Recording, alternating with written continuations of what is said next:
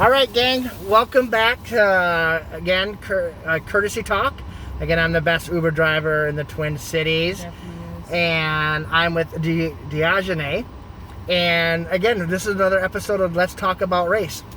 If you don't know my background, I'm a white boy from suburbia pretty much all my life. And ever since I've been driving around, I've seen a lot of different things. I was stuck in the bubble for pretty much all my life. And so Diogene is kind enough to spend a few minutes just talking about questions, because again, I believe for us to get over to fight, to get rid of this conflict that everybody's having, is we need to talk. And people are afraid to talk. And would you agree with that? Yes. Yep. And so I guess, and I'm going to be asking questions that, like questions, that are respectful. And our whole point of this, and the whole point of me doing this channel, is for us to learn. So my first question is, now everybody talks about Black Lives Matter, but how does it make you feel when people say all lives matter in part of the conversation? How I feel about it is, we're not just saying, oh, we're black and we've been through all of this and our lives only matter. All lives do matter, but you guys, it took us years. We weren't really free until after the fact that we were notified that we were free. And we're still not free to this day. Yes, we're not getting hung. Yes, we're not, getting whipped. But in that form, in nowadays age, we have people with authority that's overpowering their a power. So when it's all lives matter, I do agree. But when we're saying Black Lives Matter, it's just we have it hard. You're not gonna get a bunch of white males just chilling in a spot that's not gonna get bothered. Right. I have all brothers. I have more men in my family than women. Yep. So I was the only girl. Right. So we can be at the corner. When our black kids play, we're all in a group. That's right. how we are. We're all grouped together. Yep. We'll find a spot and we'll chill. That to everybody is loitering. Yeah. And you guys won't get that. Okay, you guys are not loitering. You guys are actually talking, having fun, but we can't be at a bus stop or something and talk and be okay, now you're loitering. What's going on? Why are you guys here? Crazy. It's not always it's not okay, all our lives only matter. It's just the situations that we have to go through. Do you not know, I can't go in, I'm not comfortable going in Target. Right. I hate going in Target because every time I go in Target, I make sure I have to bring this because they don't think that I'm stealing with my wallet. Right. Oh, I crazy. carry big dumb purses because I am a woman. I have a lot of things that I carry. I am a business owner. When I am out and about and I think of an idea, and if my phone is dead, I have a notebook that I can write it down so I won't forget. I get followed by a lot of people. Yeah. They think that I'm going to be shoplifting, or I'm going to steal, I want to do this, or I'm the typical black woman with an attitude. Right. We're already stereotyped before we come out the womb. Really? Yeah. From a woman to a man. From a black woman to a black man. You're stereotyped when you come out as well. You're going to be a doctor, you're going to make millions of dollars, you're going to have a Ferrari, things like that. They have high hopes for the Caucasian women and men. Right. For us, they have low hopes. If me coming out, my stereotype is I'm going to be pregnant by 16. I'm going to drop out. I'll have 5 or 6 kids. Yeah. I will never be nothing. I'm actually 23 years old. I run my own business. Yeah. I have no kids. Right. I am an auntie of 3, 4, 5, 6, 7, 8, 9, 10. What's that? I have 4 nephews. Okay. And I have 3 nieces. Okay. Yep. 4 nephews and 3 nieces. So I'm auntie of Oh, you're 6. auntie. Yeah, I'm auntie. Oh, okay. So gotcha. You're auntie of 3. That's what you said. Yeah. Okay. Sorry. Auntie of 3 nephews and 4 nephews and 4 nieces. Yeah. Okay. So, I'm doing well for my age range of what we're stereotyped to be. Right. My brother, he's 9. He's already stereotyped. He's gonna become a felon. He's gonna sell drugs. He's gonna have a lot of guns. That's how they look at us. And I want people to know there's actual good black people out there. There's not. I'm not gonna lie. I'm one of those people that when I see ignorance, I'm like, you know what? You call it out. No, I call it out. That is ignorant. That's how I keep telling people, you sitting up here arguing with the police, that's how they want you to react. Right. That's the stereotype. Oh, yeah, the stereotypical black woman, she's getting an attitude, she's yelling at me, things like that. Yeah. We have to cut those, stereotypes out. We have to, look at how we gotta be how they think that we're not gonna be. Yeah, you think I'm gonna get an attitude with you? You know what? You have a nice day. Right. Yeah. That's all I say. When I know I'm gonna get mad and you're pissing me off, you have a nice day, and I walk away. you can't. You're not gonna sit here and be like, oh yeah, she's gonna get an attitude. She's gonna get the yelling and Right. cussing. You're not gonna get that reaction out of me because that's what you want. Right. And I'm not gonna give it to you. I'm more Right. intelligent than that. And I'm gonna walk away. Right. So like when all lives matter, in a sense, like I do believe that, but you guys gotta understand, like half of us have been through a lot. Right. Yeah. With society, we're placed to be put at the bottom. We're Right. not placed to be equal to any other race. Black people are placed way at the bottom, Right. right next to the Indians. That's how we're brothers and sisters, because we're right. It's blacks, then the Indians is right on top. Now, what about what makes you so successful? And I'm not saying, because a lot of people are thinking that people from like North Minneapolis or some of the rougher areas, they can't get out of their environment, but some do, and it seems like you do. Is that an ignorant statement on my part, saying that there's something that what makes you successful? No, that's not ignorant at all. What's making you successful then? I am not. See, all the women in my family, they had a hustle mentality. They got it by any means necessary. Right. And if that's like, my auntie does hair, my big sister does hair, she does piercing, my brother does tattoos. Yeah. My ex-best friend, she does makes her own clothes. Like, Yep. we're all taught, like, no, this is not what we're gonna do. Right. They think that, oh yeah, I'm gonna go sell these drugs real quick, or Right. I'm gonna go prostitute myself. I'm a woman, Right. so Yep. that's what we're claiming to do. So Right. I'm gonna go prostitute myself, or sell myself, or get on the stripper pole. And Right. my women in my family know, you're gonna Yep. watch me do this hair. You're gonna learn. You're gonna find your talent. You're gonna learn what your talent is. Yep. You're gonna make a living out of that. My Awesome. auntie makes like hair grow products. Like, she's the one that dyed my hair, but it was on my birthday, so I definitely need a touch up. Right. But she makes hair growing products. She does hair. Like my sister, she sells hair. She does hair. She's bomb at wigs. Like, all these women that's in my family, like, it's just crazy, like, because they have all these traits. So then there's me. Right. Like, I'm 23 years old. It's 2020. People my age, they're probably strung out on the drugs that's out here, and I am just normal. What makes me successful is I watch the women in my family do what they had to do and be as strong as they are. And me, I was like, okay, it took me a while to find something that I was good at to make a living. So I was just like helping everybody else with what they're good at. Can I ask you a question? Are your parents together? Yeah.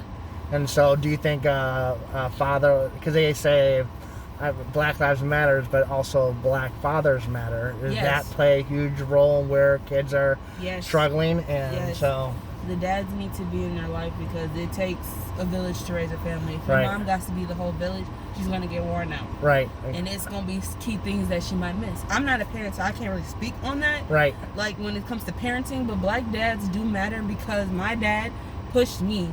Yeah. You're not going to have a kid at 16. Fuck no. Right. Hell no. Right. I'm not going to have that. You're going to do good at school. You're going to graduate. You're going to do this. You're going to do that. And I wish you would. Yeah. I'm going to put my foot in your ass. Like, that's how I was raised. Like, it's tough love. Yeah.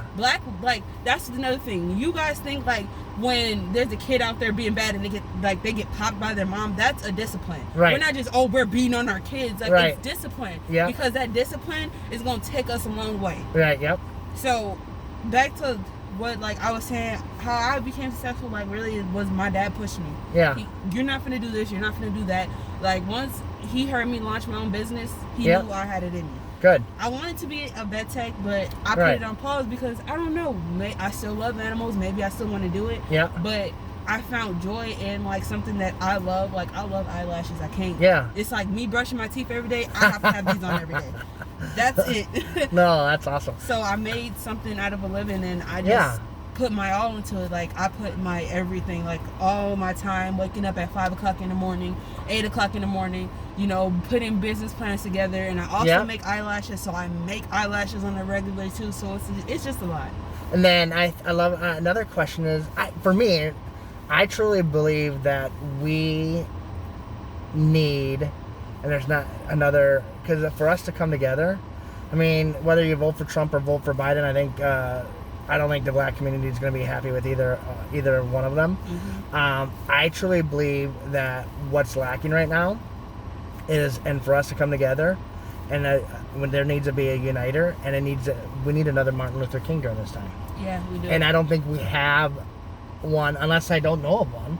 And so I just think that needs. I don't either. We need someone needs. I think someone needs from the Black community needs to step up and be that Martin Luther King voice, and not divide, and just, blacks and whites, and just that has to be that voice that brings everybody together. And it could be you, because you have this, you're very strong and you're very passionate, and I can definitely see someone like you doing that and just being that, bringing people together. And which is, I think, is amazing, because you fired me up, because you just have that energy and like, you know what, no shit attitude. I'm going to get this stuff done. This is how it is. And I think that's what we need more in this world. And I think the last question that I want to ask you, though, is with this is, I guess the big thing, though, too, is really two more questions. This is going to be a long one, but it's really good. It's my best one. Is what are your thoughts on defunding the police and what people are saying about defunding the police? And what Minneapolis councilors there's not all bad police officers. Yeah. I'm going to say that. I still need them. Yeah. Because at the end of the day, when I can't do anything and I know they're going to make the effort to help, because like I said, there's still good ones. I know a couple of good ones. I worked with the chief of police before I actually shadowed him. So, this was years ago. Right. Ago. So I don't know if there's a new one of St. Paul, but I remember Chief Thomas Smith. That was him. Yeah. I shadowed him. That was the one that I shadowed, and he worked with the black community. So I know that there's good police officers out there.